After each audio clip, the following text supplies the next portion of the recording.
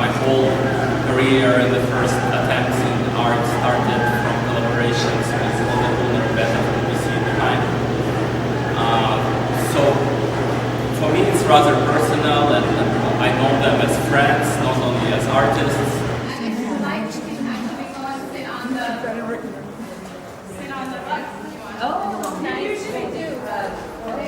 Decided to recreate a typical Kazakh living room where so many things happen, and we wanted to give it as a gift to the Mama community. There's over 100 artists studios here.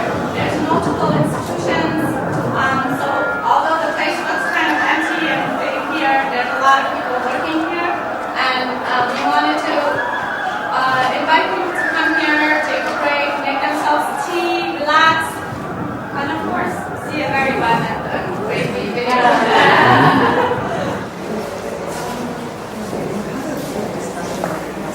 So again, this is the object that is a result of an action.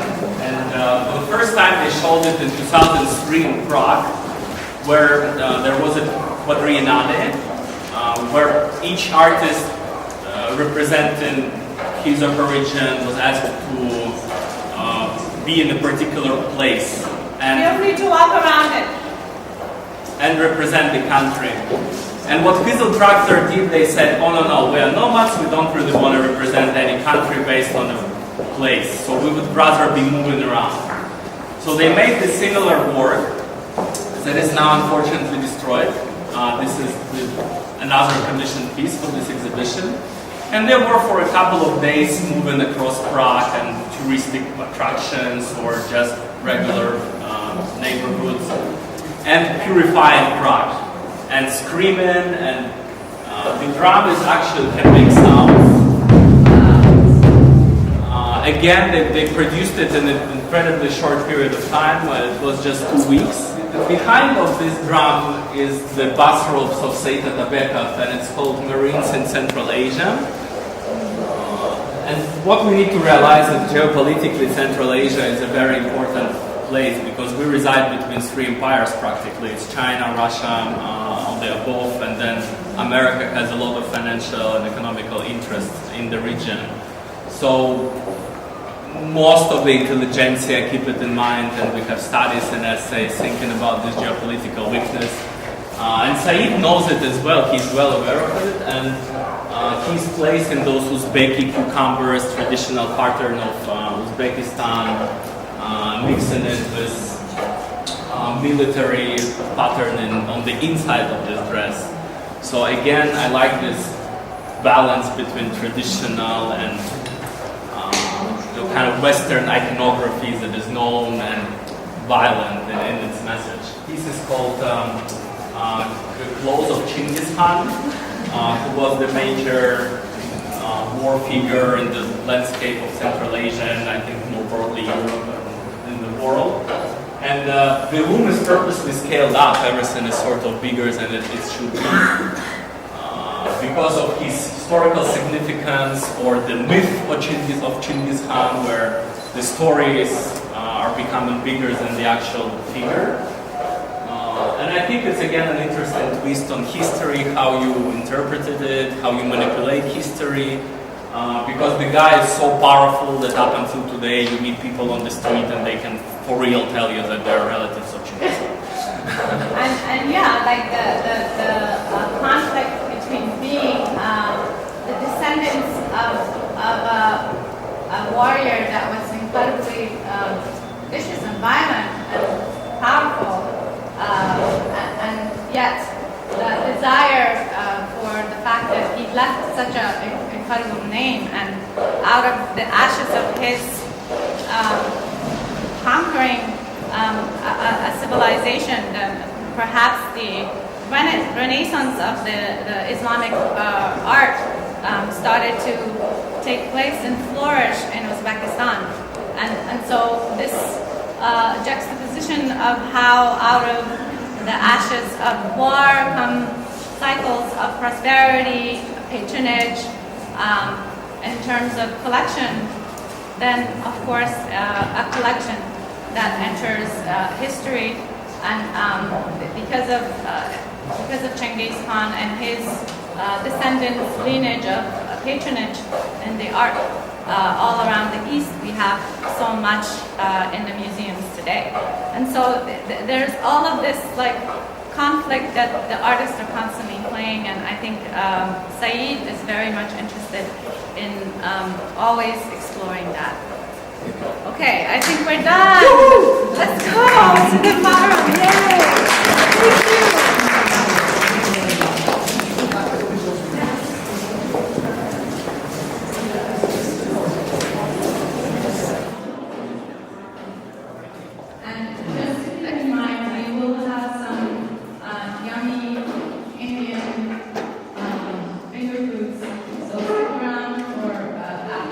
So what we'll do is I'll say a note about sort of the people that we have here today, and then after that everyone will have about 5 minutes. Each of our panelists will have about 5 minutes to respond, no more than 5 minutes, to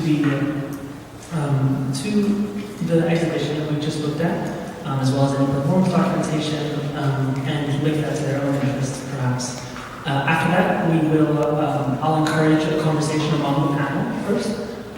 Maybe try to synthesize a few points, add a few questions of my own, and at that point we'll open it up to questions from the audience for a general discussion.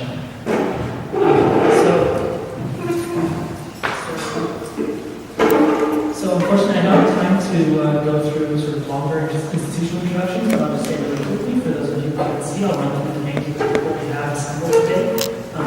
Livia, curator, writer, chair of the department of art design at Montclair State. That's me, that's my card. I'm David Borgonjon, I think I'm proud to say that. I'm a PhD candidate at Columbia. Daniela Bertol, research artist, scholar, and author. Coleman is art advisor. Christina Davis is an independent curator and researcher. Beth, Citron, curator of modern contemporary at the Rubin Museum. Jeanne, Finley, media artist. Robert, who's the ED and curator of the Asian American Arts Center. Lydia, who's a professor at the New School. Rashmi Viswanathan, who's a fellow at Parsons. Fellow Parsons. Christina, Jeanne, goodness, my eyesight is failing me. Christina, who's a director of education and public programs at the Guggenheim. And then design, who's a curator and writer, as well as Leeza. So with that, I think the easiest way to do this is just went down the line. How does that feel?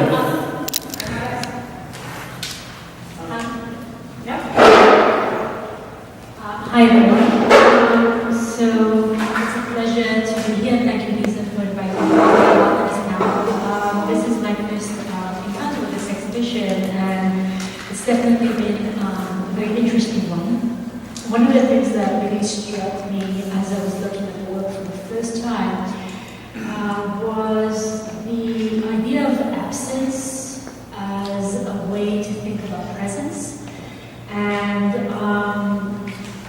the way that it is almost counterintuitive to this idea of collections. And I was thinking about Leeza's idea of the artist being the initial collector and the studio being the collection, is that it operates in a culture, in an environment that is based on movement, based on fluidity, and on the creation of certain truths that are based on negation. There's no truth, there's no love. There's no beginning, there's no end, there's no ownership or possession. That means there's no collection. And yet, there's a great deal of collection. But it's not ephemeral, it is not based on object, and that the celebration of meaning is actually its absence. So those were just a few thoughts I had that hopefully will begin our conversation. Thank you. Wow, that was so sweet. Thank you. Keep it short. You're rude. Hi, it was my first time to the exhibition, and to be honest, I was not that familiar with the collective work. And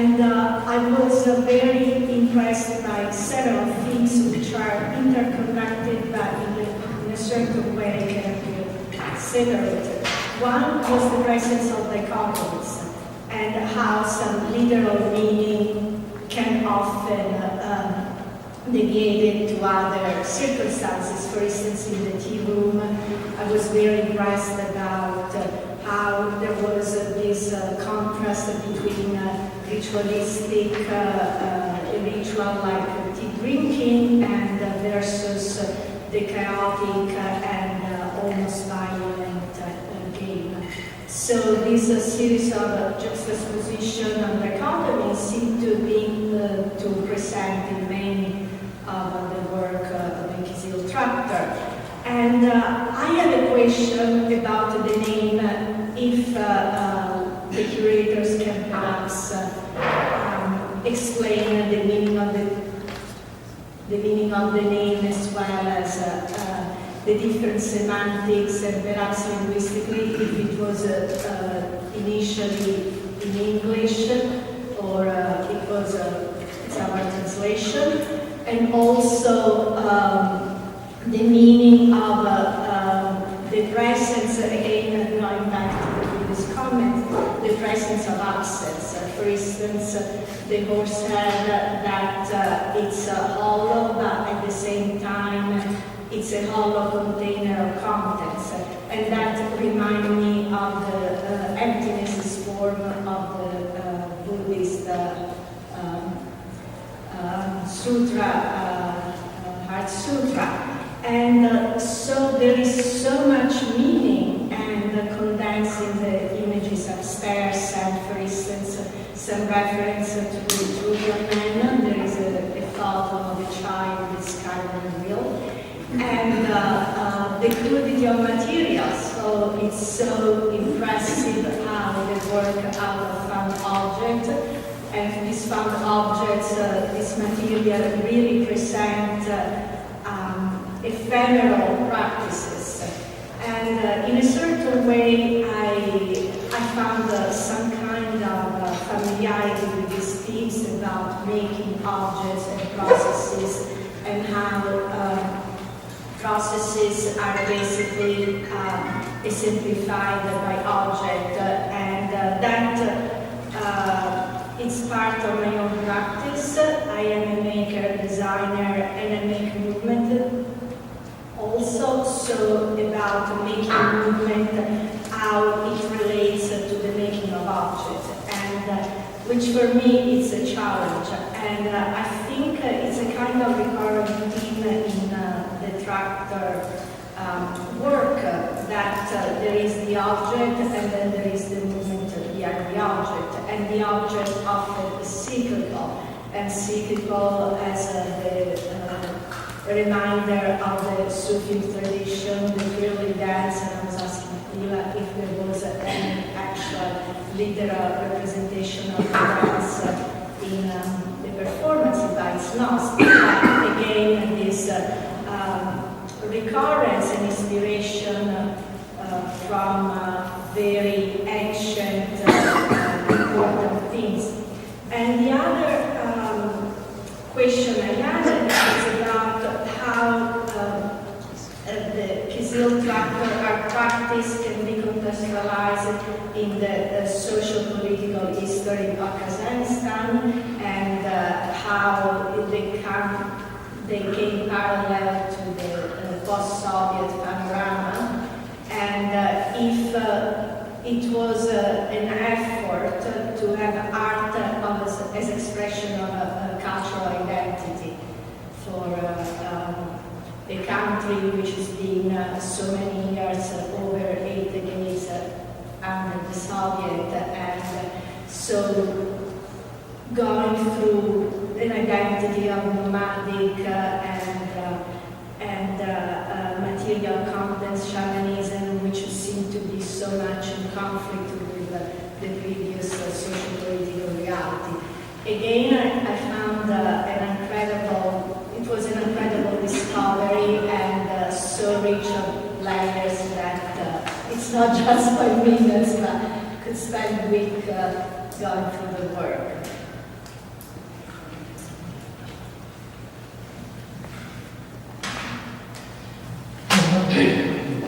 Yeah, I'm so glad to join this forum. The exhibition was interesting. It is interesting for me for several reasons, and then I will mention it very shortly. First of all, the show is consists of like various media and then objects. So it's not depending on like only some kind of visual perception, but it's more about multisensory experience. Also, there is this dynamic of like a different like concept, like history, identity, or location, life, that kind of things. And I feel like these artists, they collected like some object, artwork, like instruments and painting, photographs, and even clothes, picture, clothes. They just collected those things and then just let them talk. And then somehow those objects, like it's a part of like a core organic like structure to reveal like how they work, how they live, and then it's some kind of portrait of like their, I would say, collective identity. So like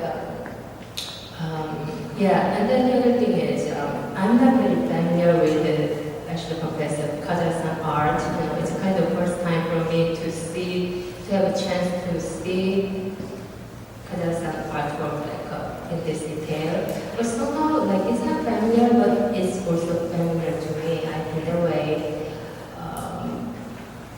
Maybe I should explain like by mentioning other artwork and other exhibition. There is this exhibition in Seoul in 2014 titled Media City Seoul in 2014. So Media City Seoul is international pioneer organized by Seoul Museum of Art. And that 2014 show, its title was Ghost, Skies, and Grandmother. So, like the artistic director of the show, his name is Sang-Yong Park. He, according to him, he wanted to conceive the exhibition theme as Asian, and then he chose the 3 keywords. And then, like, let's say, ghost means some kind of our forgotten history or tradition. And then spies means our memory of the Cold War or colonization, the kind of experience.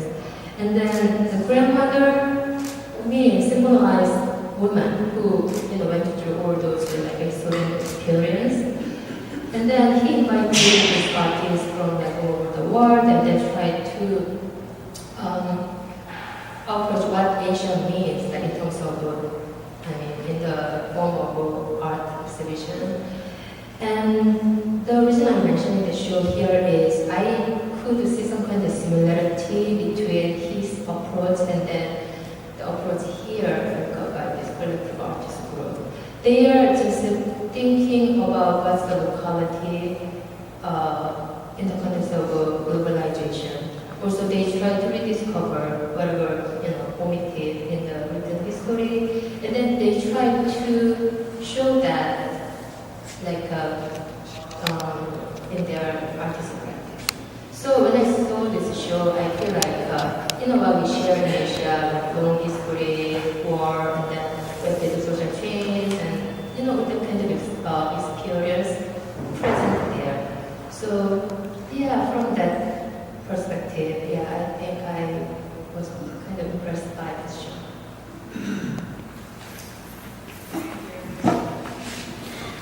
Thank you so much for inviting me, Lisa and Vlad. This was such an exciting experience to see these works up close and personal, and such a vast survey of works as well. I think one of the most important things that stuck out to me, or one thing that I could take away from these works, is not only the contemporary atmosphere that these artists were working in, but also the history of Kazakhstan and the deep previously about identity and post-Soviet contemporary art as well, being an artist, in a country that has gone through so many changes culturally. And it's very much evident throughout these works. You can see these, the elements from different time periods, whether they go back to the nomadic lifestyle, whether they go back to the 20th century, or what we have now, current. All of these works are representative of that, in my opinion. It was a pleasure to see the juxtaposition between various materials as well. Contemporary craft has always been quite interesting to me, and to see so much craft embedded into these contemporary pieces was really a delight. Whether they're organic natural materials such as wood, stone, horsehair, or parts of the animals, is something that I think truly is really important when thinking about the history of the objects and also the artists that you are considering. In addition to that, you can see that there were several industrial materials used as well, which I found quite fascinating and somewhat jarring in that sense of juxtaposition.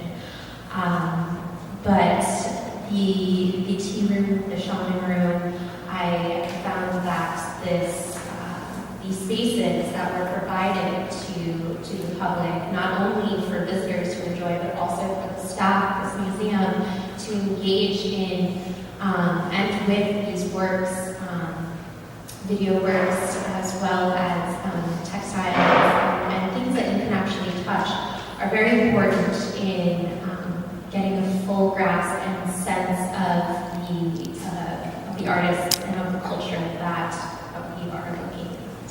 So from both a curatorial and education or visitor experience perspective, I found all three rooms quite satisfying and really happy to have seen this, and happy that this exhibition is going to be, or has been toured, and will give people a chance on a global spectrum to experience these things as well. I just want to say that, I just want to open the space for if anyone has any, found challenges with the exhibition. I would like to have that heard here. So part of the reason why we invited you here, everyone, and the perspective is for us to have, there's no way that we can address all kinds of exhibition-making problems all at once through one exhibition. And I'm sure that there are plenty of that. And I would just make sure that you feel safe, that it's okay to share any criticisms you may have, because to me it wouldn't necessarily be a personal criticism, but a reality of all the circumstances that we're all dealing with. So it's beyond just the opportunities, also the challenges that may have shown up for you when you experience the exhibition. Okay, thanks.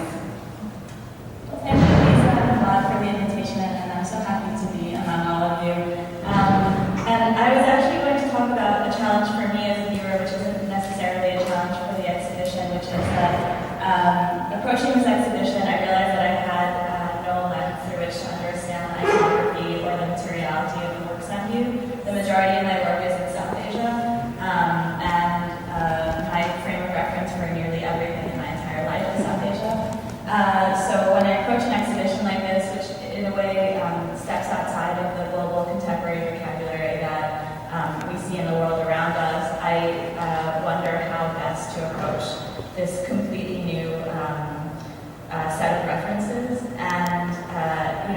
whether to put aside what I know or try to find a way to integrate the methodologies and processes by which I understand South Asia to understand Kazakhstan. But spending an hour in the exhibition with all of you, it's clear that there is a very strong regional identity in the contemporary art in Kazakhstan, and I was wondering further about what it means to have a vernacular and regional identity in a place so associated with migration and nomadism, and if we could unpack together a bit more what it means to create a cohesive visual identity and to create an exhibition around this identity and what choices you both made in order to create an exhibition that sings together in the face of nomadism, in the face of the Silk Road, of changing socio-political conditions. I think that would be really interesting to talk about a bit more. And the second thing I was thinking of is normally when we think about collective, there's a certain baselessness that being part of a collective offers. Very often artists working in collectives are identified by a style or sometimes don't use their names or sometimes don't show their faces. And in this case, we have artists who are not unified by style, who do use their names and appear in their own performances. So I was wondering if we could also talk about collective from the cultural perspective of Kazakhstan, and also if it is worth thinking about it in relation to collectives operating in the contemporary art world after modernism. So those were the two main things I've been thinking about, and thank you again for this great opportunity. Thank you so much for inviting me. I'm really happy to be here. I wanted to respond to this exhibition by talking about a couple of contemporary Kazakh artists whose work is derived from, not derived exclusively, but has certainly been influenced by the Tractor collective. And I wanted to kind of pull out one quick phrase from the Curatorial statement that I think kind of carries through from this earlier work to the work that we're seeing in Kazakhstan today. You write, my curators, that the Red Tractor practice is a Sufi call to the question of truth, a multi-layered inquiry guided by the spirit of all things connected to nature, the cosmos, and living in the present moment. And that seems like a really kind of heavy notion. And some of the contemporary works, just like Red Tractor, has a lot of irony that you spoke about in the tour. So these contemporary artists really bring up and heighten that irony around this idea of the cosmos and Sufism. The first artist is Katya Nikonarova. I had posted her at California College of the Arts on an ArtsLink grant, and got to know her work that way. And one thing is that, the two artists I'm interested in thinking about today are both women, and the work in the show is very male-driven.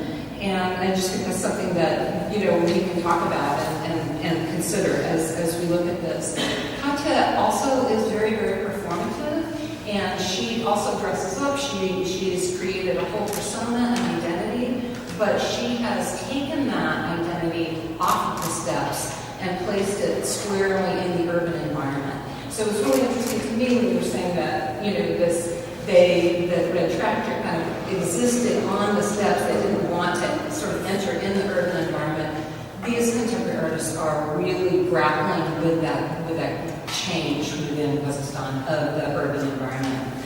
The other artist is ACAW Karyakhanova, and she has been working. She's actually a PhD student in Leeds right now, getting her theory practice degree. But her work is looking at the cultural generational trauma of some of these situations that are pointed to in the Red Tractor work of what happened with collectivism and the suppression of nomadic culture, and thus the diaspora of the Kazakh community globally.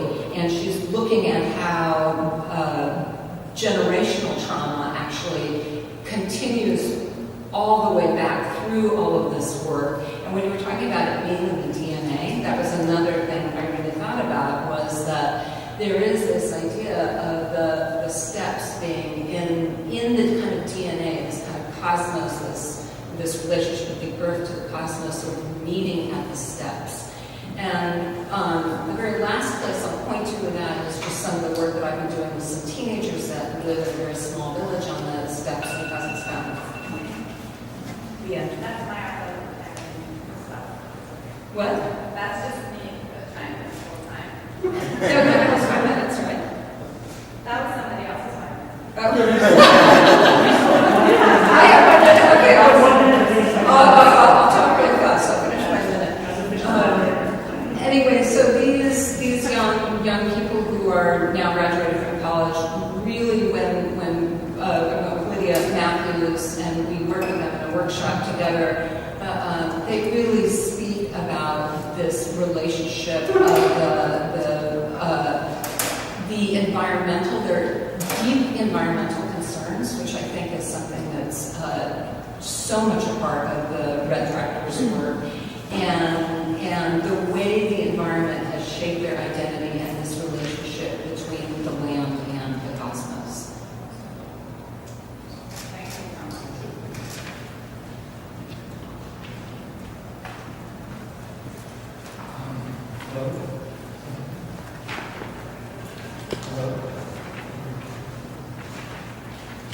Hello? Hello? Is it working? Okay. Thank you, Leeza, for having me here. I really appreciate it. I just want to say that I have a collection of Asian American art that is in the hundreds, and I'll probably have to disperse this collection pretty soon. After several decades of collecting. So but also I wanted to call your attention before I tell you what I had to say. That piece that we saw with the tires wrapped around it, the sky, the land, the two deities up and above, and the verticality of those sculptures that you're supposed to bump into and find your deceased predecessor. With that, say this. A story that has haunted me for years is the link between Asia and the West. This is something I said years ago for an exhibition I did, however, it's still true. The exhibition was called And He Was Looking for Asia, Alternatives to the Story of Christopher Columbus Today. It was tying Columbus to what happened centuries earlier across the plains of Russia, and many different nomadic and migration peoples that came to settle on what is now Europe, Eastern and Western, around the time Rome was sacked by these nomads who were on very different ponies that were faster than the Roman Viking horses. They carried with them their oral traditions and elemental animism, but who eventually were overtaken by Christianity and the literary traditions of the Mediterranean world. This exhibition was in 1992, the quincentennial, which was also when Václav Havel came to New York, the first artist elected to political office. He was quoted in the New York Times saying, "The fall of communism can be regarded as a sign that modern thought, based on the premise that the world is objectively knowable and that such knowledge can be absolutely generalized, has come to a final crisis." Václav Havel spoke up for subjectivity, for spirituality, and for the mystery of being. I believe this kind of crisis is still at the heart of our politics and our cultures. I suggest it is along the Silk Route, the ancient historical routes, and the expanded contemporary Silk routes, where the story of the West needs to be revised and rewritten.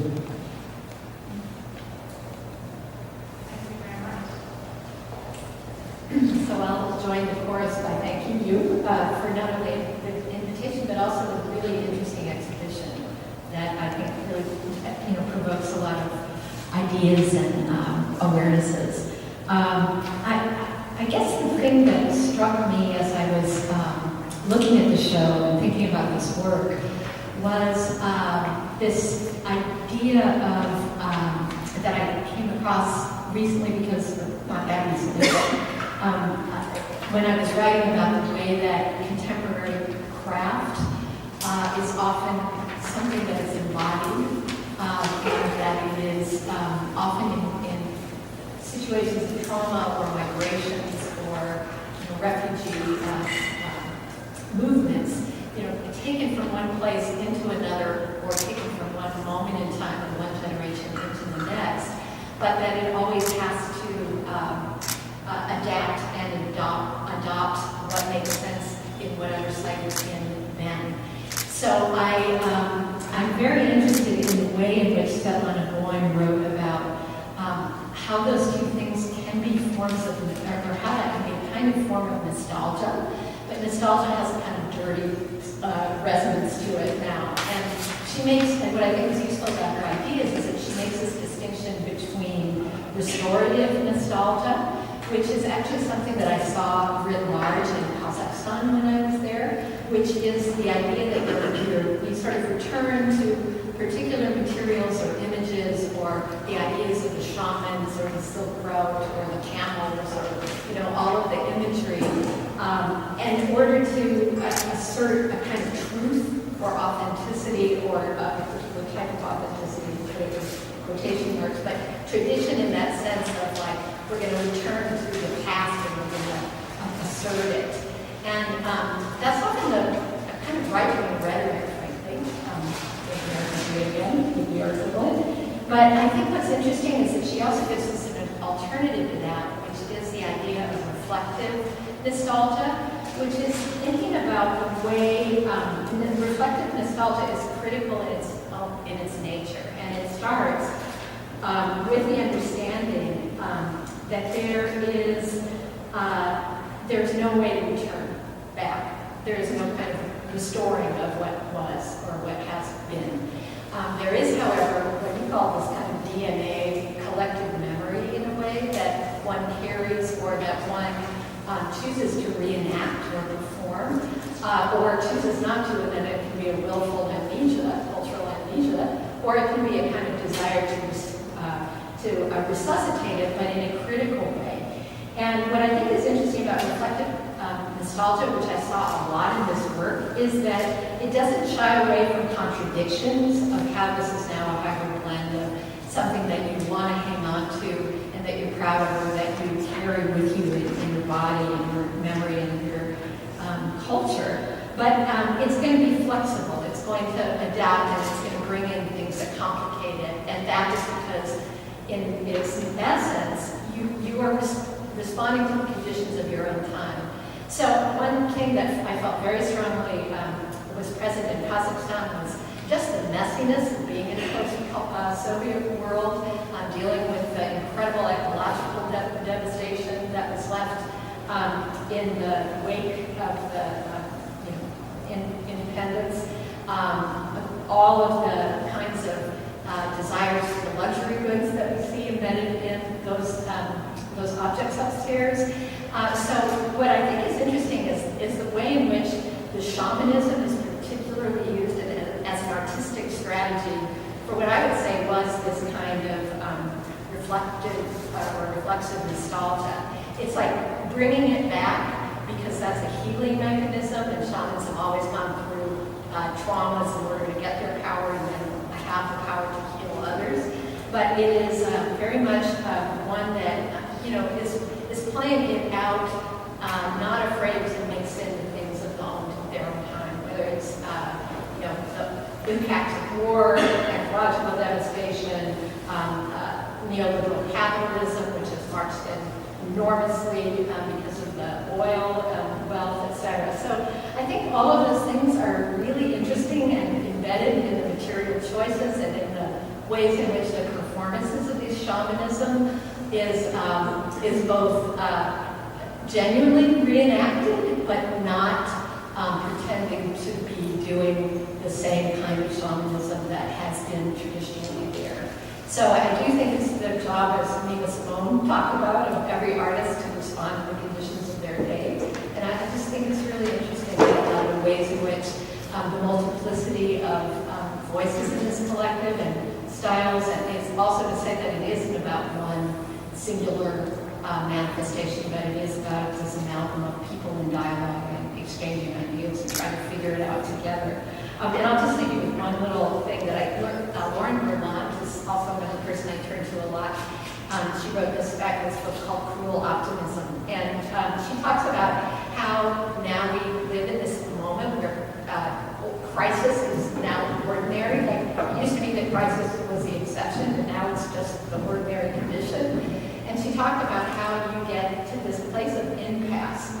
So I also want to leave you with that, which is, she says, impasse is the stretch of time when one moves with a sense that the world is at once intensely present and enigmatic, such that the activity of living demands both a wandering, absorptive awareness and a hypervigilance that collects material that might help to clarify things, might help to maintain one's sea legs, and also help coordinate the standard melodramatic desires. So I like that idea of what we're seeing as a kind of manifestation of an impasse and a kind of invitation to all of us to think about our complicity within that.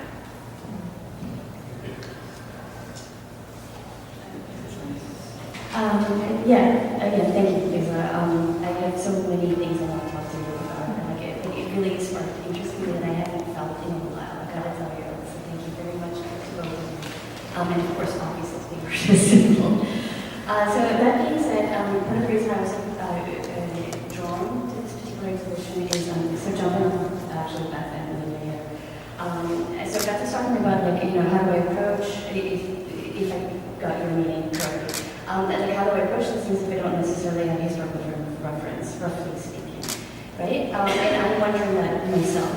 And I'm also wondering, how do I approach a particular iconography with a particular history if I don't know that history? I'm also wondering, how do I approaching the iconography? In other words, how do I look at things, and are there other strategies for looking? And I think in terms of I love the fact that you invoked the notion of wanderer. This is incredibly important to me.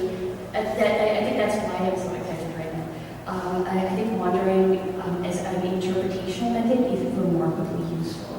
I mean, particularly given the fact that, I suppose theorists are saying we're in a post-modern context, but I'm just going to call this post-modern right now. There's this notion, to quote Hal Foster, that the typical sort of postmodern artist is sort of sampling the archive or remixing the archive, right? Which obviously clearly implies that the archive is a distinct space from the person who's interpreting it. That there's obviously a temporal distance and a subject-object distance, and that's entirely sort of banished if you have the wanderer as your epistemological framework.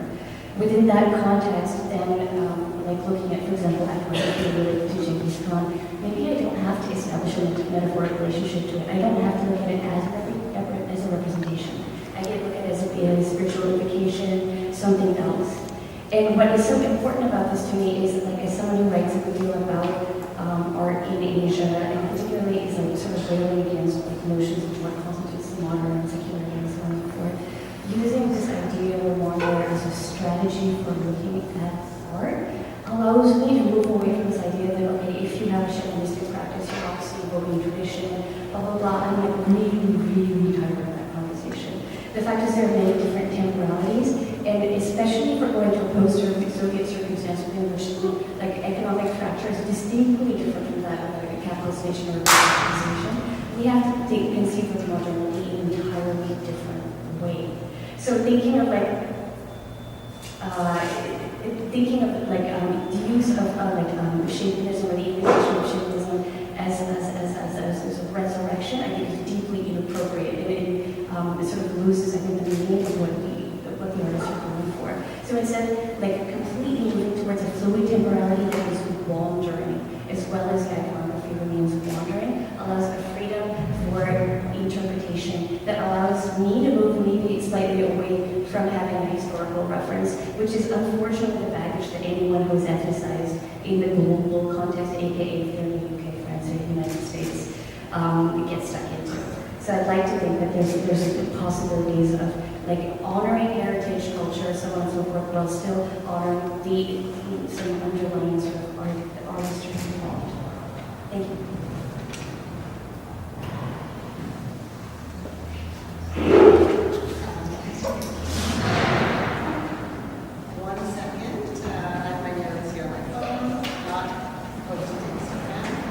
Although I did already put us up.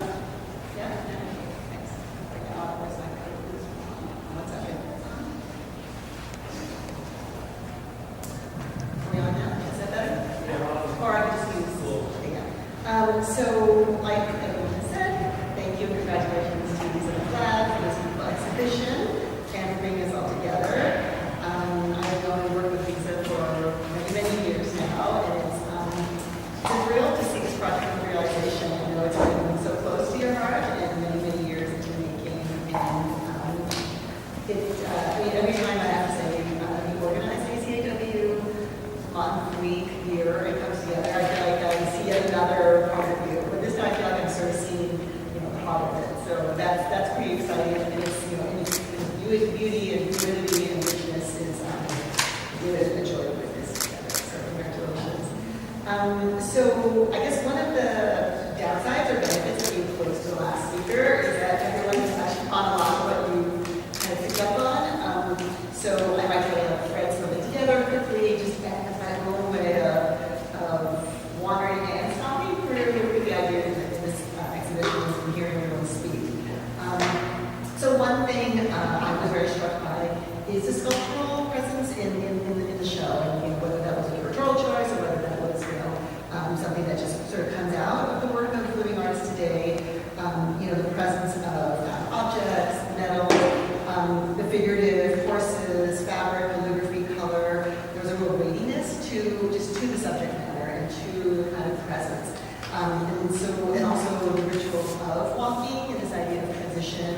And so, in thinking about that, also noticing things like strings and innards and the ways in which they connect together, I was just struck by the presence of the body and the presence of the ways in which the seams between experience are expressed. So whether it's joining, ripping, connecting, tearing, that was somehow very present for me in looking at the work and trying to think about the life of the artist, but also what was being abstracted into the objects. I wanted to also think a little bit about something Leeza mentioned in the walkthrough about how is this a region in the country representative of Asia? So that's the kind of return that all of us have sort of gone back to in our work. And there are people here who work in that area specifically and for a long time, but really I was very much struck by the crossroads, it's kind of like aesthetics that are in the exhibition. And I have to say, in trying to have a reference, again, looking at the sculpture and thinking about iconographies or vocabularies that I recognize, I did think a lot of Joshua Boyce's work is this idea of ritual, this idea of trauma, and this idea of kind of nationalistic recovery, but not, and so again, I'm very much only surfing through this work and just trying to conjure ways in which we have a kind of deeper conversation around it. But really the harshness and the brutal, but also the sort of the felt works, kind of out of resonance to me. The softness, the texture and roughness was interesting. I am very interested in the question that Beth raised and also just recently about the geopolitics of the region and how that trauma plays itself out, and how particularly an identity or culture based on being on the move all the time, as Ahmady communicates in the work of a group of artists.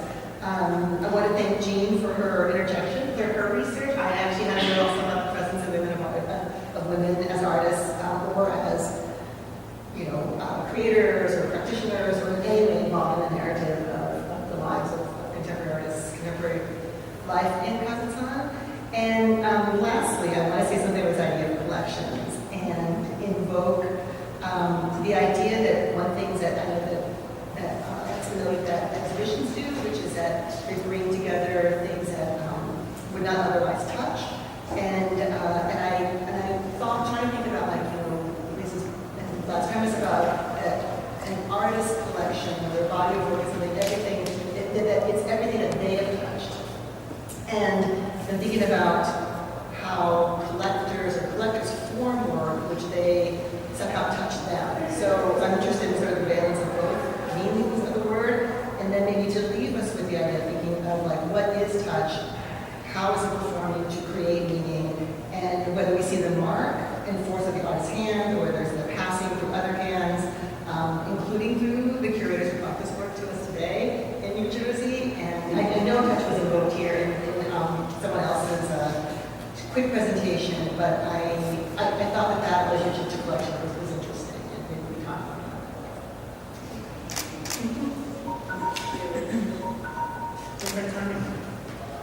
No problem. I wanted to start. Is this on? I can turn this on. I wanted to start by thanking both of you for inviting us and to have the opportunity to think through and see this exhibition within the context of these colleagues as well. As Beth said, this is my own entry point into the work of the region, and it's a privilege to be able to see it and to have this conversation so we can digest it.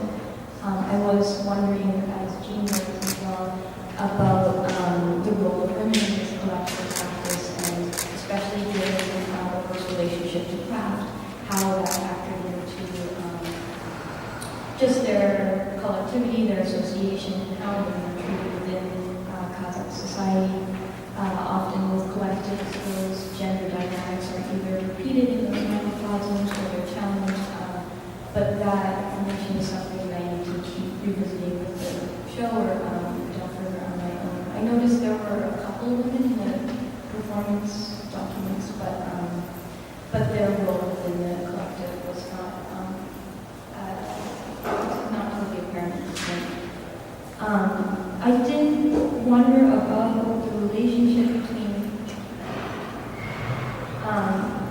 about the individual practices versus the collective, and where the individual's practices intersect with the collective practices. And typically that kind of argument would be made through space, through the exhibition, so that you'd be able to see, chronological development of maybe some of the paintings that were hung in a more salon style, whether they were all sort of simultaneous styles that these artists individually espouse, or whether they were coming about or shifting according to their work with the collective. And so that's a question that remains open to me that I think is really necessary when looking at a collective's work and when making a curatorial argument about individual artists in relation to this collective practice, which is super interesting.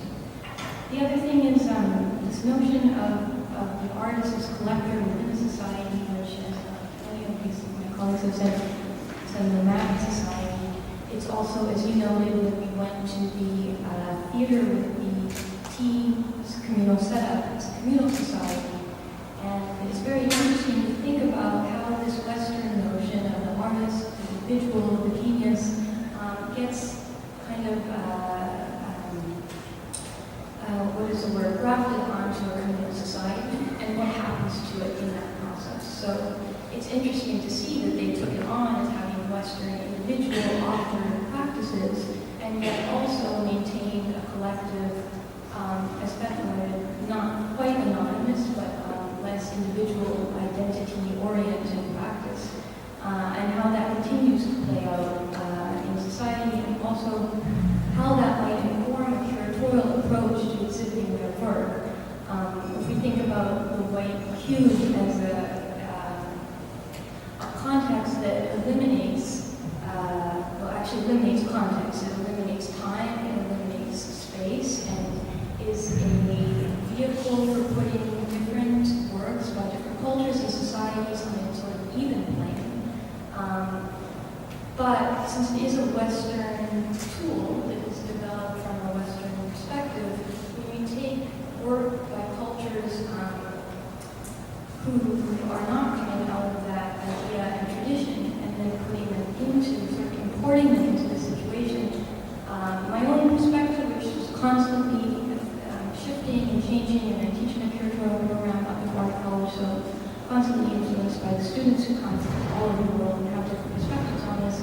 But my own position is that it is up to the curator to actually put back that information that gets lost, and you don't have the context of the immediacy of we're not in Kazakhstan, so we're not traveling to the exhibition through the actual society and having contact with locals or with even local infrastructure. But that we sort of need to know how Sufism relates to the fall of communism, and how the costume and kind of craft traditions that they're referencing refer to past histories. And so these are just sort of some of the questions that are going through my mind in looking at such an exhibition. And this was a really interesting opportunity to think through that. And I think that you've tested out a lot of interesting curatorial strategies by not just installing the video as if it were, a New York MFA graduate in a white cube, but instead took a risk and created a more theatrical, immersive environment to which to see it as a way to point out that this is a work and a culture and a thought process that comes out of a different society. And when you do that, you risk othering those artists, but at the same time, I like to also provoke my students and provoke my colleagues and say there's as much of a violence sometimes in staining an artist as there is in othering them, as the white cube has this sort of neoliberal, sort of flattening potential as well. So, you gave us a lot to think about, so thank you.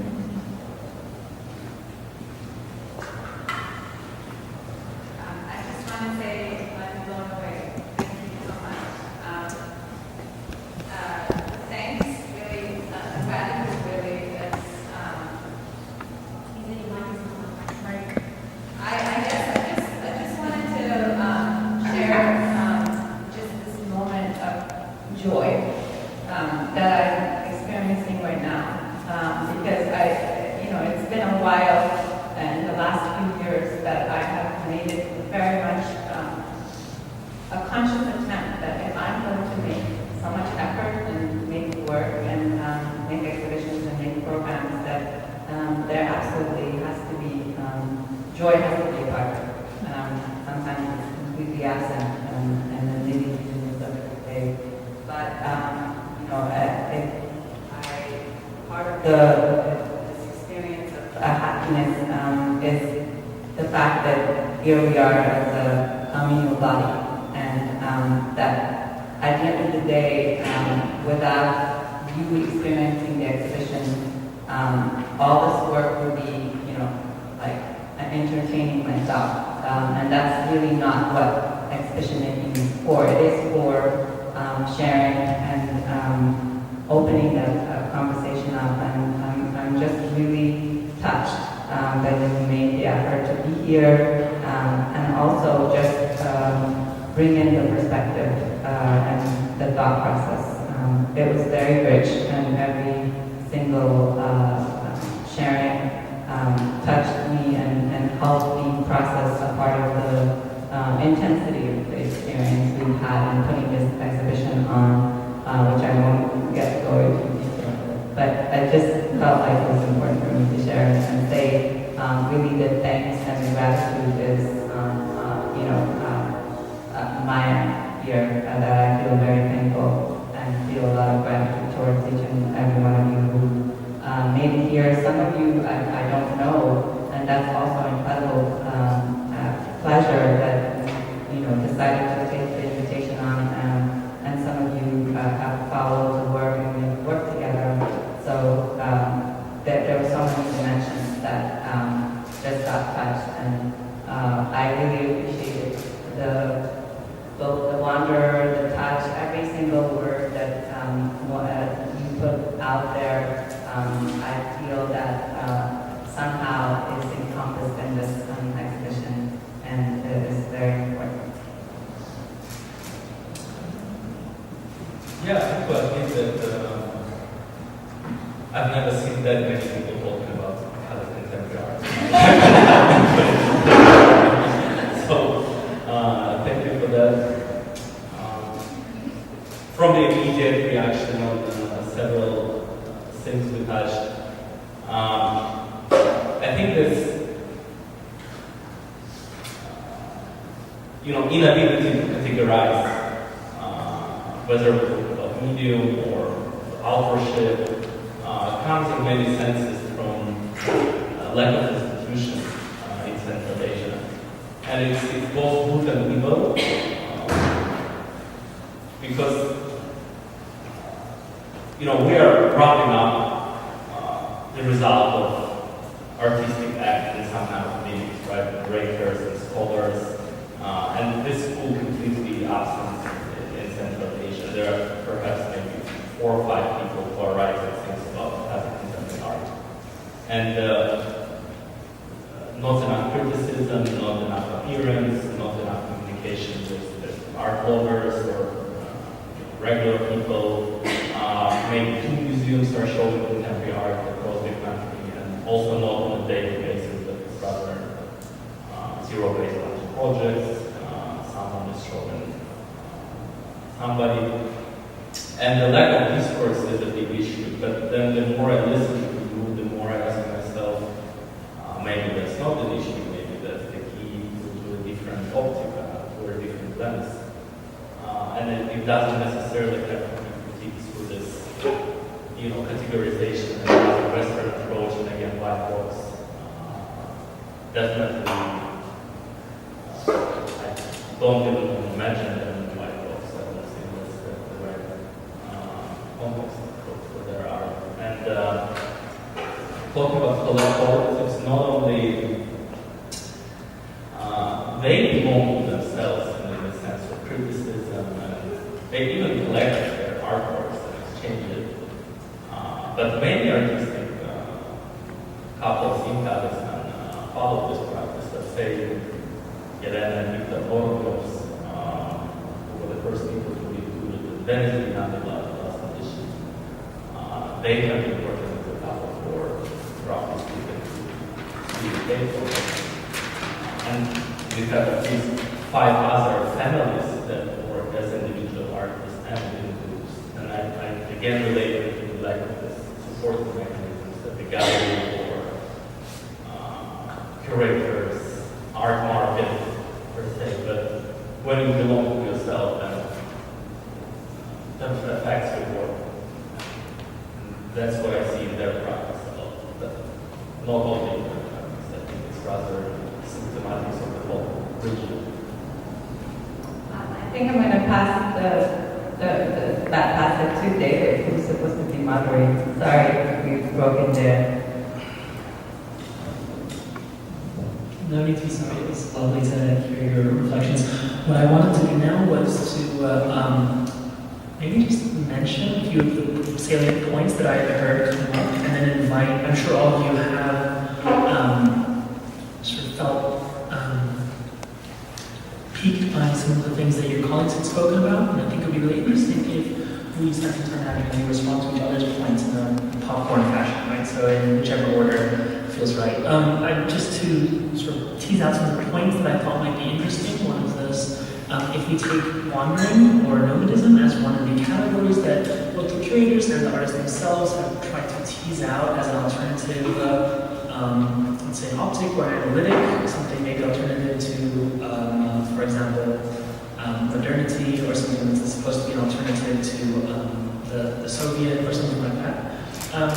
It strikes me that one of the things that nomadism is meant to do discursively is rearrange the relationship between space and time. So one of my questions, and I hope that this is informed by the conversation I just heard, is what is the place that these things belong in? And by that, in some sense, I mean this exhibition is in the context of the region, right? Of Asia, because of Asia Contemporary Week, of Central Asia, because of some of the discussions we've had. It's an international, it's located in a national place as well, Kazakhstan, because of Focus Kazakhstan, because of the involvement, not just of artists with discourse, but of various institutions institutions that are making this exhibition possible. And in some sense, at each level, those things are being complicated too. Right? So even just this introductory thing that Vladislav pointed out is that many of these artists were born in Uzbekistan, right? And that they live not in Astana or in Almaty, but in Chimkent. So this is one of my questions. So the question of rearranging the religion to time and place. In terms of time, much has been mentioned in terms of these questions, various posts. Postmodernism has been mentioned, post-Soviet has been mentioned. One other thing I would mention is post-industrial, right, which is very much at issue in Jersey City, but also in terms of kind of the tractorness of the tractor. So post-industrial and the tires and so on. So if one of the projects of Kyzyl Tractor is to propose alternative or maybe contested temporalities, right? Different kinds of lineages. So we can see this in terms of the patrilineage of Genghis Khan, for example, various kinds of traditions that are being invoked as alternatives to state traditions, for example, or complements to state traditions. What are the ways in which they're seeking to propose certain kinds of temporality here? So with that, I think I'll throw it back to, that's me. I'll throw it back to all of you, and maybe we'll take at least a good 15-20 minutes and have everyone respond to everyone else.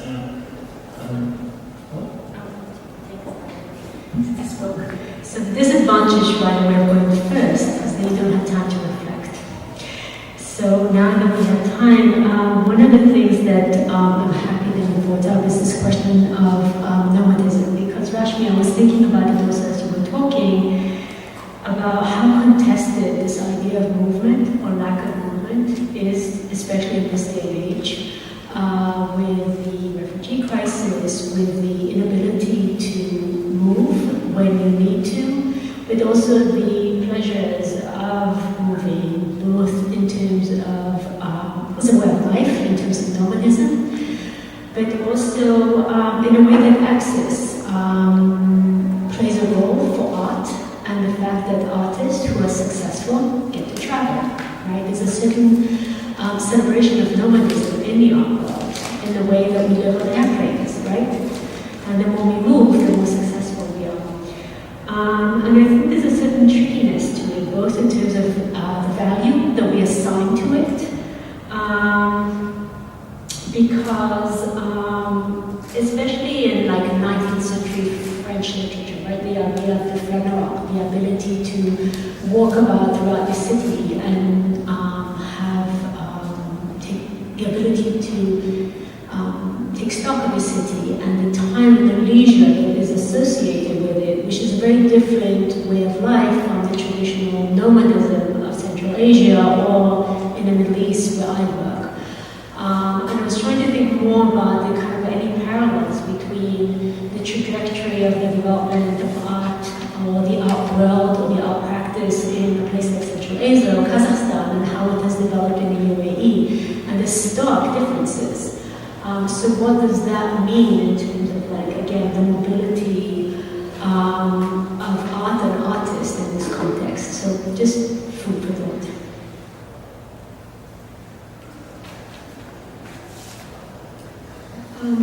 I would like to pick up on the mention of place. What is the meaning of place in a nomadic culture, where transition really defines life, lifestyles, and is there a mention or connection with the land?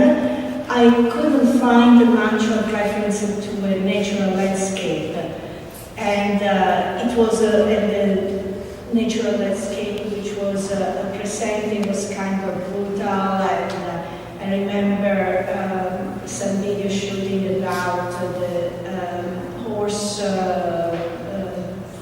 in the tea room, about horses, horse fighting, and so what is place?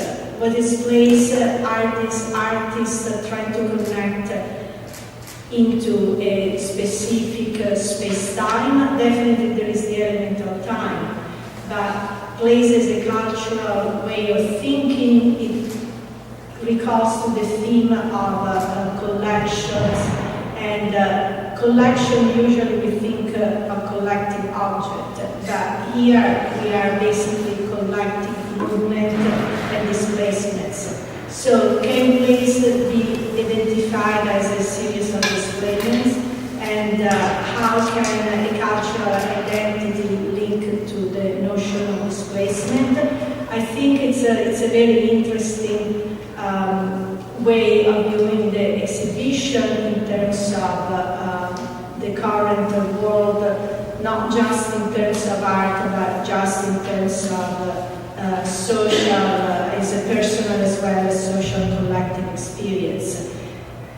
More or less, especially in this country, we are all displaced in a certain way, and there is this lack of identity which is connecting to a place as our home and our family's home, our ancestors for hundreds of years, and so we are all confronted with a place which is which does not have an historical continuity, and still culture is defined by this sense of displacement.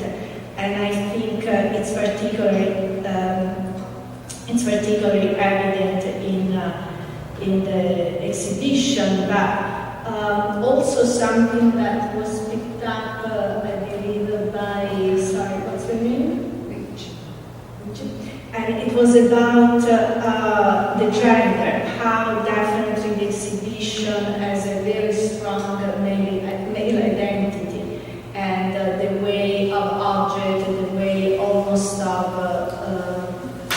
brutal force of crude material is often linked to a male narrative. And so I was wondering where are women, if we can talk about gender in this kind of nomadic culture, and are women agents as well as men of the displacement? And I don't know. For me, it's a big question also trying to create a framework where gender definitely plays a role. Is anyone who can respond to them be going in a particular order? Yeah, that's okay. And you don't have a response, okay. I'd like to hear from the audience actually your thoughts. Well, should we take some questions from the audience then first, and then we can just add it to the plot? And by the way, people are hungry. I got a ton of really yummy snacks from the Indian bazaar around the corner, so please feel free to get up and serve yourself some yummy goodies there and wine and water. I think at this stage we kind of get a little mobile. I know it's been a while. Does anyone want to start with any questions? So just kind of speak up a bit. If you need a mic, just ask me and I'll turn it on. Wonderful show. I was intrigued by ideas of contemporary shamanism and the artist as shaman, and the appropriation of traditional materials and reintroducing that into the contemporary, dynamic. And I really enjoyed the mixture of, the Chanel logo versus, that was fabulous. So much appreciated. So an appreciation rather than a question. Any other appreciations, questions, reflections? One of the things that I was really struck by, seemed incredibly familiar, was work from feminists, collective work in the 70s and 80s, and I was involved in some of that, and it just felt like going on. It was the way that things were put together, and the gender issue, I think it started to override that for me because it was a way of working that seemed very much connected to that dialogue about feminism and reclaiming things that maybe were not in the traditional art and having paintings up on the wall too that kind of remind them that. It's like they almost became kind of signifiers of art. Yes, we're artists. If you want to try to understand this as artists, okay, here's a painting, but also a more visceral, experiential that has nothing to do with a gallery or it's a very extremely personal. You are slithering along the ground in a costume that you constructed with a group of people that are your people and that you care about and you live your life with them, and that is going to change you. Since I brought up the gender issue, I just thought I'd respond really quickly. I was less interested in like a critique of Red Tractor from a kind of contemporary gender dialogue and discussion, but much more interested in how Red Tractor's work has filtered down to the work that's being done by much younger artists today, many of whom are women. And I just think that's a really interesting, whereas the feminism that was being done, the feminist collective work done in the States in the 70s, that started as feminism. What happened in Kazakhstan is this really male-dominated collectives and male-dominated work, but the work being done today by much younger artists is, very strongly populated by contemporary young women. It seems to be, to me, and I'll kind of throw in that it's more about value too. It's like kind of value, when two people are male or female, when you kind of value these same ways of expressing yourself, maybe it tends to gravitate around certain ways of doing it. I think someone asked a question. I think it was Rashmi. Can you hear me? I think that Rashmi brought something interesting as the question of how do we look? And I think it goes all around like the question of how do I look? How do I see? How do I hear? And how do we manage to leave all the filters of our own interpretations, references, programmatic thought processes that come flailing into the intervention of an experience we have with works. And on the one hand, we are so thankful for having that because that gives us the agency of being the curators and gives us the permission of telling a story in the way that we want, reading the work in the way that we want. On the other hand, it's quite disruptive in a sense because it will always have its own, quite masculine, if you were to say. It's a masculine way of doing a work is to come there with the preconception. And so I'm very interested in the sense of like questioning even how we look at this work, whether when we call it very masculine or very feminine, and where are the references and where are the filters of what we call masculine and feminine? Because interestingly enough, from a perspective of a Central Asian, and I'm from the region, I was born in Afghanistan, looking at the work of Kyzyl Tractor, and I find them the most feminist art collective there is, in a sense, just because of the way that they have been able to let go of control. And if you were to say like one of the, again, to say like one of the features of masculinity is control. If we were to all agree on that, I'm not sure we would. That a good number of their work has come the coincidence of just being together, and as you said, planning something together and then having it unfold into a series of actions, a series of incidents, a series of reflections and connections that then at some point turn into objects or documentations of something that happened and then gets either interpreted by themselves as an artwork or by those around them. And although there was lack of institution, let's say, and the word lack, I would ask, what is that lack? Because I feel like lack in the context of the Western world that has over 500 years of institutionalization process is one meaning, but lack in a place that has its own process of institutionalization that has suddenly ruptured into falling apart.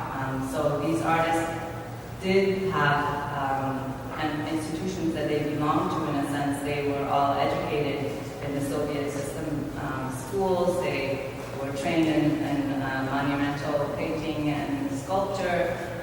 So they also come from references of their own, and this modernity that unfolded in the bipolar world of the 20th century is very much within their work, and that is the irony of these artists, that they're playing these roles and they're putting on these masks and robes and materials and asking and actually telling us that asking whether these things actually do exist or actually are these days relevant, or is it just material that is being used to communicate something? And I think the only thing that I can tell you as far as what their commitment was their main commitment was to try to be authentic in the sense of share something that really did connect to the experience of their very, very immediate environment, and but they were not divorced of the rest of the world, of course. And so the contradictions that we're talking about, the rapture of having to constantly be also a part of this larger world that is expecting rapid modernization, rapid shifting technology with very, very local tendencies to look to the stars, to the cosmos, to have the connection, the real connection that it doesn't take a television set to take you to the stars and to the moon, but actually go out into the desert and stare and connect to the stars and the moon. And so all of these contradictions are, to me, I feel that they're in a sense the most, again, these are very feminine subject matter that they are dealing with. It is not exactly masculine subject matter that they're trying to sort of like discuss their own power. And so I think in the realm of asking that, what's the role of men and women, I would question why would we ask of an art collective that they are essentially men, why would we expect them to fulfill some kind of a feminine role as well, that would be outside of what they actually perform. So I think that within itself is a lens that we have to ask, when we try to evaluate artists from certain places in the world, and the conceptions that we have about how the women may be treated or not treated, this empowerment that sometimes we place when we try to speak about relationship to the work is in this sense, Vlad and I had a lot of discussion about how this group, interestingly enough, wouldn't really be together if it wasn't for the relationship of the family. Some of them married each other's daughters, and they had affairs with each other's wives, and, you know, there was all kinds of, right? So there was all kinds of, you know, what happens within a group of close-knit community. And I think that also we should never underestimate the power of the women, their wives, their sisters, mothers, and a good majority of the work of, for example, say that Rebecca actually incorporates his family, his wife, his children into his work.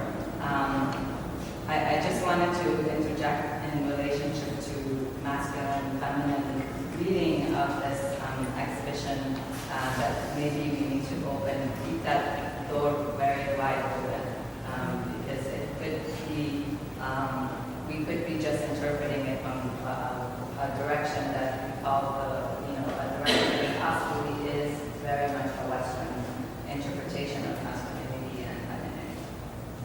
So Robert, say something. Robert, if you could speak over Robert's speaker and take that other question and go back. We just saw that image of all the men on horses struggling with each other without any weapons. All those were men on those horses. I don't think there was any likely. There was probably no woman on those horses. And of course, the huge sculpture that they made specifically for that show was a head of a horse. So, and it was the horses, the men on horses that defeated Rome. This is an amazing, male, at least this kind of expression is an important role here. On the other hand, it's amazing that you say that with that energy brought them to the canopy of the stars. And over the whole Eurasian continent, it brought them to this vision of the universe, in which they were welcoming right and wrong and all these different contradictions. They come to a resolution to their own desire for control, or their own, and they come to a cosmology that I think is some shamanism that is beyond whatever, all kinds of things that we might have heard about or read about. I heard recently that in China they are now putting down Taoism. It's apparently a religion that doesn't fit into what they want to do. But here we have a very different, new, I think, vision of a kind of spirituality. And what we're lacking in the contemporary world, of course, is with all this displacement of people, displacement of cultures, this unlock of military is a spiritual vision of a potential nomadic shamanism that can bring meaning back to what this contemporary world is still looking for. So I feel that the dialogue between what we're looking at, this culture that we've been introduced to here, has a great role to play in putting limits on what the West has run up to. Maybe you can take your question. From what I have to ask that conversation to learn something that we don't know, so forgive me my naivete. What I suppose missing from this conversation, or what came across, was the ethnic homogeneity of the work, and somehow projected on the situation of arts in Kazakhstan. While it is one of the countries of the most complex ethnic combinations, not only the people who were originally native to this land were colonized by the Tsars, but then Stalin 2 million Koreans there. There are several people deported from Russia, white population, Polish people, German people. That provides for a very complex background. And I wonder whether, you mentioned that most of the artists, but I wonder if all of the artists in that collective came from Uzbekistan originally. Is there a dialogue within this collective and understanding of complexity of all of these nations and their traumas of displacement, of uprooting, etc.? Or even if it's not in their practice, because we're speaking about a collective that has been active for over 20 years now, so it's a little bit of historical momentum. Maybe there is this conversation happening now in younger generations of Kazakh artists. It's absolutely happening, I think, with some younger artists, and one of the artists I mentioned, Leeza, that's exactly what her work is dealing with, is the the people who the trauma that's been experienced through constant movement of people in and out of the Kazakh region, and what that has done in terms of generational displacement. So I think it is a conversation that is happening with some of the contemporary Kazakh artists who are working today.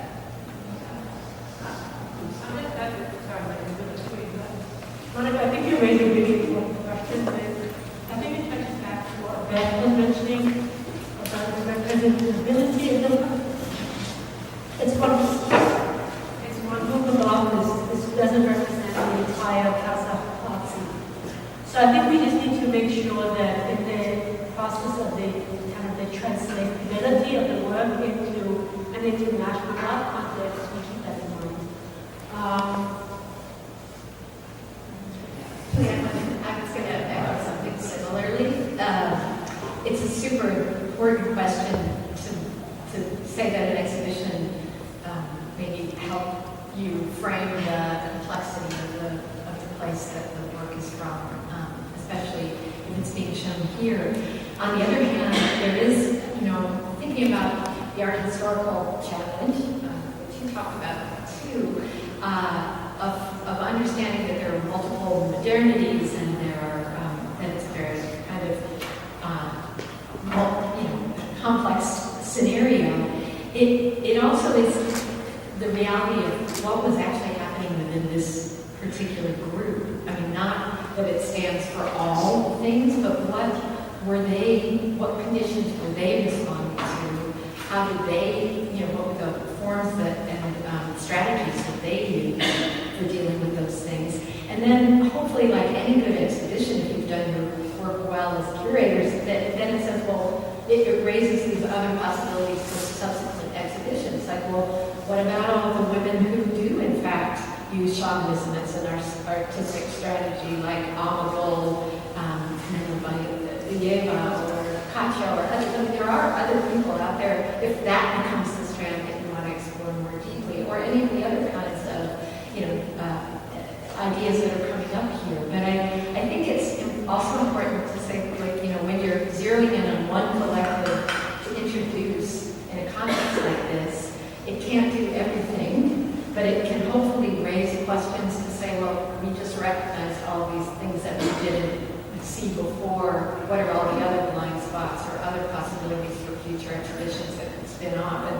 how has this particular approach that we see here, how is that impacting the next generation? And then what do we see operating there? So,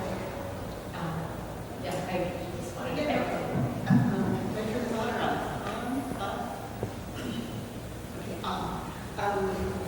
And I actually think that that's a great way to think about it, and also bouncing off of Leeza, your caution that we enter into thinking about the work I guess in a way to be very aware of our own lens and the place that we or interpretation of the question right place upon work that may have nothing to do with the kind of genealogies or histories that we're obsessed with. But interestingly, I also think that when Vlad noted that this was the biggest conversation he's ever heard of contemporary art, that this encounter actually is also going to change, the reading and dialogue around it. So it already is different. It already is something else than when it was made and when these documents, were constructed and when it left the hands of that collective and those makers. So I mean, I think I want to sort of agree and also, give agency to the spectator in some way to sort of learn more, but also learn more about something different, And so I think that's, like you said, it's pleasure and structure. It's also a violence that we bring to this encounter, but to be aware of it is something. Yes, it's part of learning about something new.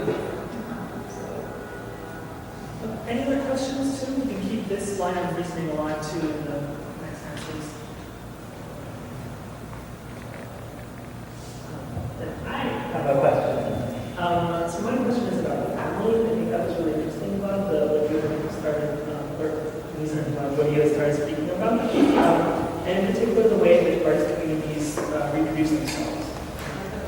So, and artist communities, unlike ethnic communities, do not solely rely on family reproduction. Right? There's institutional ways in which they're reproduced. So a lot has been made out of Simakov bringing together these various things. This was only possible within the context of a late Soviet art institution, right? And then the sudden catastrophic dissolution of those institutions, and then reproduced through various other kinds of institutions, art institutions that are much more closely linked to U.S., UK, and Canadian arts institutions, right? So there are circuits of travel there. One of the things that so the question of the reproduction of art communities is a question of social reproduction. And as soon as you get into the question of social reproduction, you get into problems of ethnicity, problems of gender. Right? Because what is reproduced? What is, and how is that reproduced? Right? Typically, gender is the way in which communities are reproduced. What I've noticed in a very different context, in the context of Chinese contemporary art, you have kind of similar, in the post-socialist context, you have a very similar sort of explosion of collective practices. Oh, sorry. So you have this explosion of collective art practices. Typically, these collectives are mostly men. What's really interesting about them is that most of the artists in these collectives are men, and their wives are also artists who are not in the collective. So, and I think that I have a feeling that this is the common pattern. So the question of, I think sometimes there's sometimes people will talk about this, but there'll be this kind of idea like, well, there were no women. And usually that's, in the case that I study more, that's untrue insofar as women were actually in the room, usually. Like, that they were literally in the family. But there's a kind of separation between those who's and often they meet in contexts like art schools, right? So, but then there's a kind of difference that happens as their careers grow. So some people then develop their careers internationally, other people become support. So for example, this question of ARTBAT, right? Yeah. I mean, there's one way of thinking of that, that's really interesting that he's working with his family that way. The other way of thinking of it is that's appropriative of his wife's labor, right? And I'm being provocative, but that's one way to think of it. So this is my question about the social reproduction of arts communities, maybe that has a lens to talk about these questions of gender.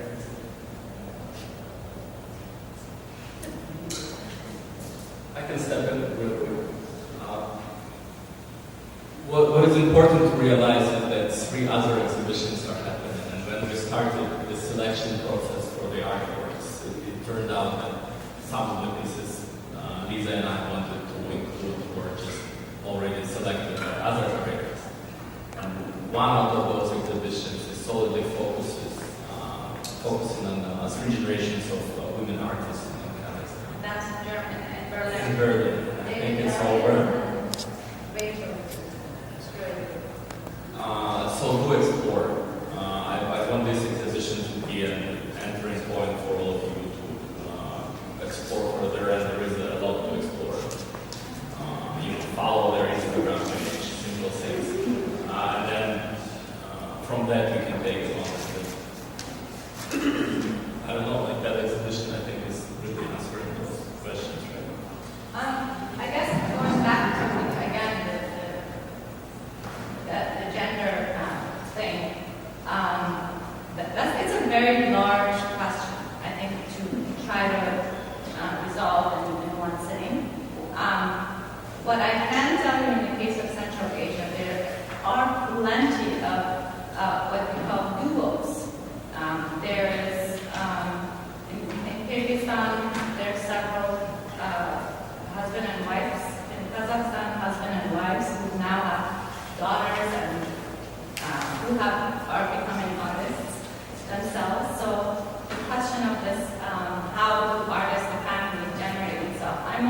put in that. That because of what we call lack, what I call opportunity, in these places and in this part of the world, there's such a special moment that on the one hand you have young artists who are desperate to be creative, desperately trying to express themselves, get into the field, do workshops, try to get into schools, work with very meager resources that they have all around them, the resources being older artists around them, or young, a few curators, a few writers, and at some point not being able to support themselves, having to go to television and media and other kinds of industries and giving up making art. That is the situation where we had a handful of very strong artists that were making work because they came out of an actual envelope. They did come out of a container that was called the Soviet Union, which did have an art system, which did have a support system, even if it was union, even if it was supported by, they received studios, they received a salary, they were able to go around this cocoon of art exhibitions that traveled around this world called the Soviet Union, which was pretty vast. And all of that fell apart, and you have a group of artists who, there's two sets of things happening. One where the same artists that were circulating around the Soviet nationalist museums are continuing to be given exhibitions and, now making neo-nationalist works. And then you have a group of artists who were always breaking away and making underground work now, managed to break into making work that was or is acceptable in so-called global contemporary language, but also something that, why would we even call it global contemporary language? Because art making has always been global, has always been worldly. The West-East dimension is kind of irrelevant already. So what I can say to the idea of the schools and the passing along of the ritual of becoming an artist and the possibility of actually existing as an artist in this region does right now rely on the institution of the family, whether that institution is an actual family or that institution is a group of very competitive artists and small groups of small nonprofit organizations that have a love-hate relationship with each other because they're competing for the same resources, mostly outside funding from Europe, Eastern Europe, and still a sort of a tie to the umbilical cord to Russia. And so a part of why I feel it's important that Christina brought this on today is, why this is happening today, why the effort of bringing this exhibition to New York at this time, at this moment, is to take on enlarging that family, right? And take responsibility for all of us to expand our own landscape of scope of what we're working with and seeing how we can pull all kinds of other kinds of artistic families from parts of the world, because they will otherwise be lost. To me, it would be a very sad story, whether they're ethnic or they don't represent all of Kazakhstan, or they do represent, which I think they do. It would be very sad for Kyzyl Tractor to not be included in the canon of art history. And so part of today's forum is to grapple with how much of so many significant kinds of artists that are out there that we're not able to really bring into, and whose history is it? Who brings them on, and how do they become relevant not only in their own spaces but in an international scale? I mean, to tell you the real truth when it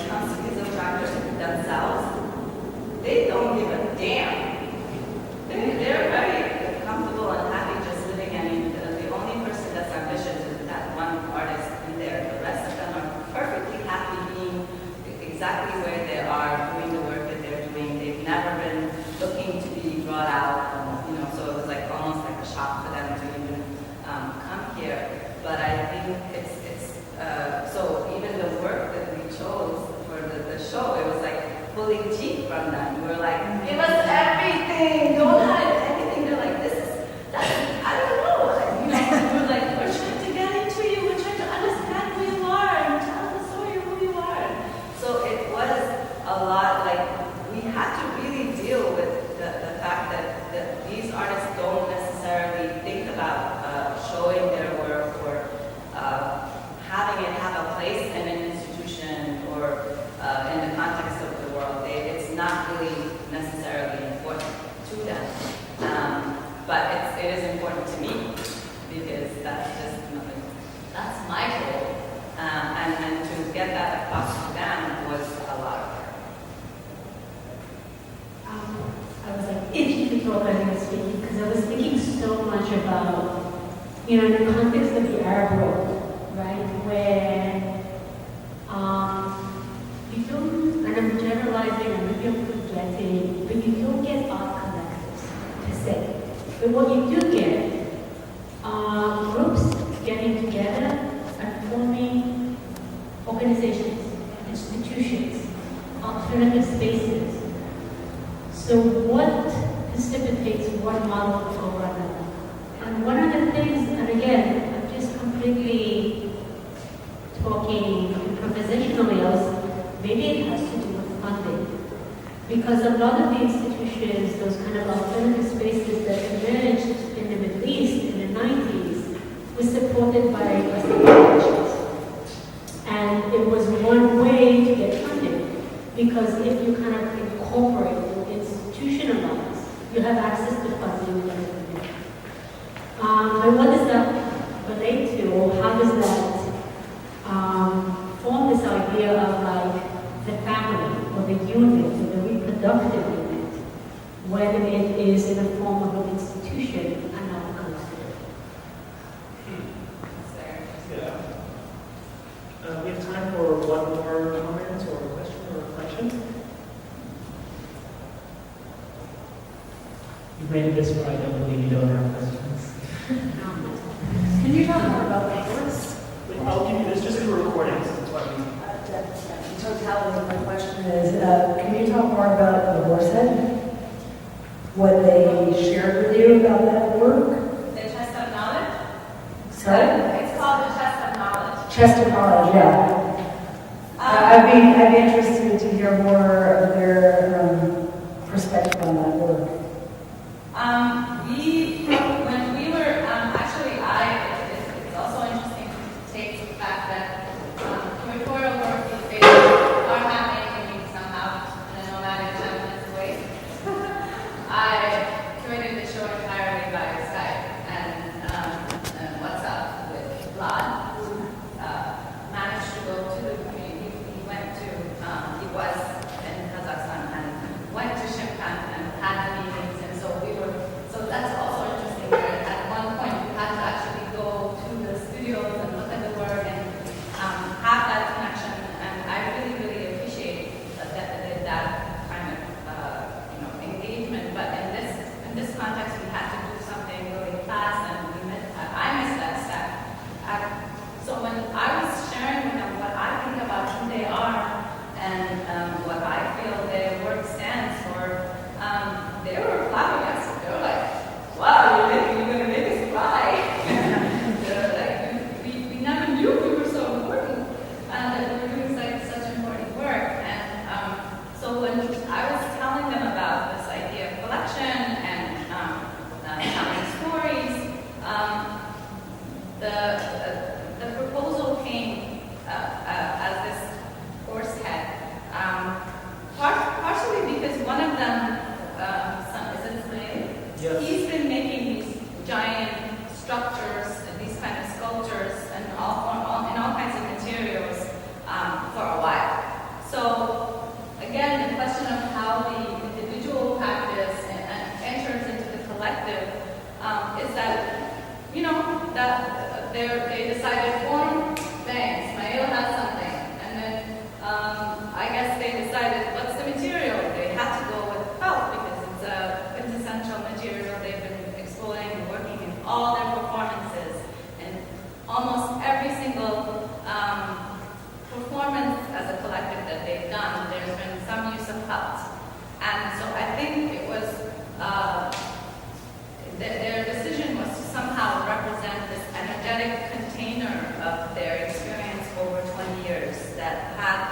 that was sort of empty.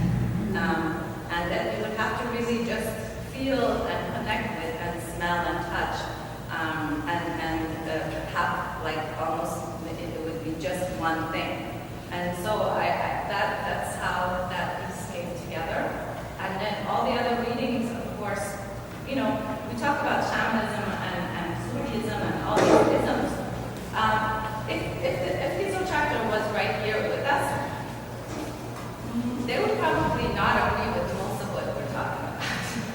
They would just really negate everything. Because as soon as yes, they're using all of these isms as a kind of a material, but as soon as you would like try to have it be something that represents them, they would really reject that. Because they always want to not represent anything.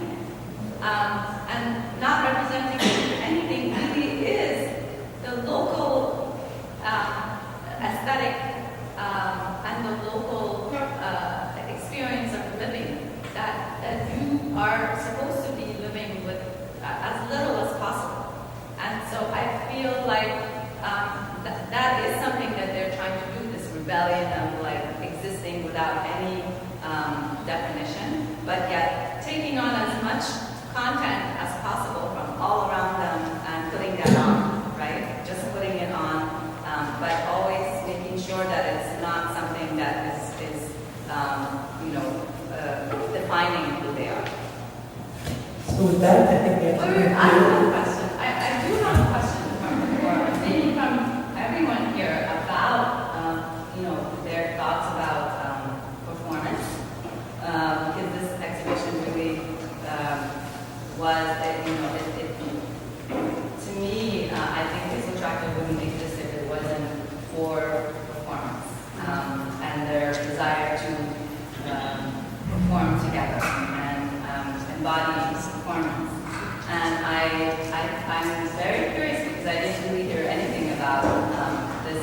We talked about their objects, we talked about their paintings, we talked about, but I am curious if anyone has anything to share about the experience of performance of Kyzyl Tractor in relationship to any practices here or elsewhere, any theories or anything like that. I'm very interested in that subject matter for my own research.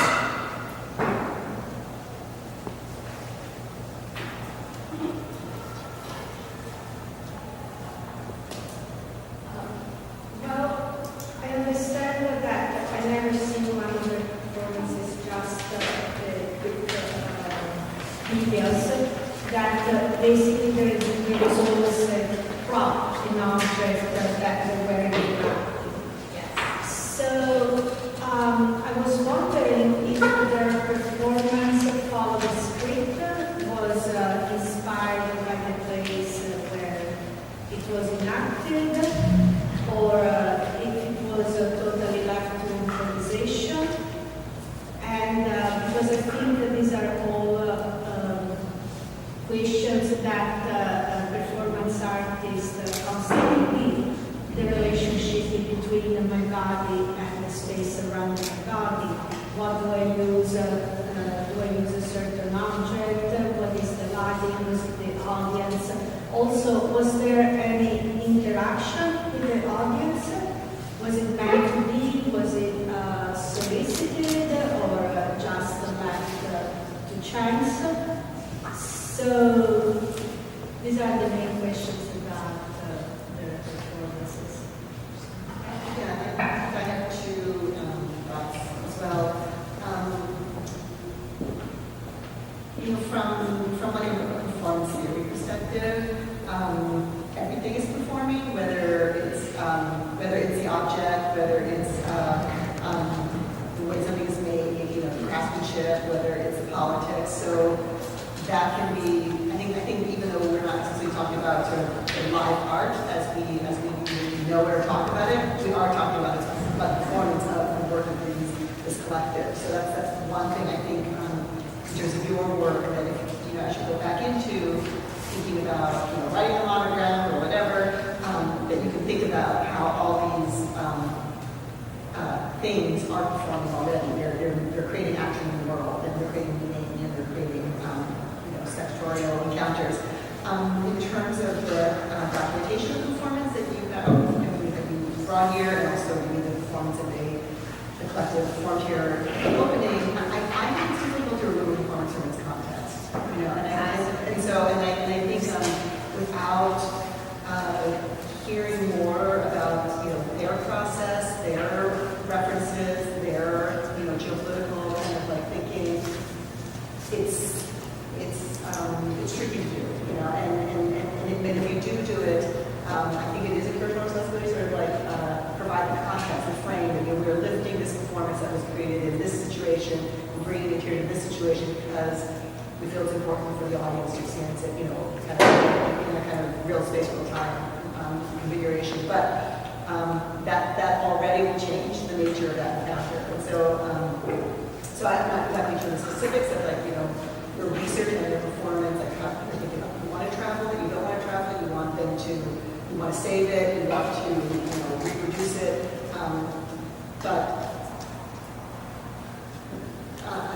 Again, my work with artists working in performance is that in some ways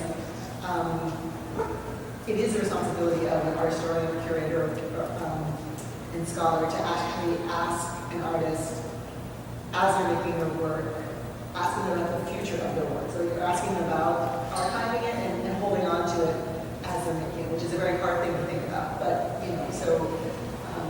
and performance is just a form that is both multi-temporal and ephemeral. So complicated. I just want to bring us into the context of fluxus.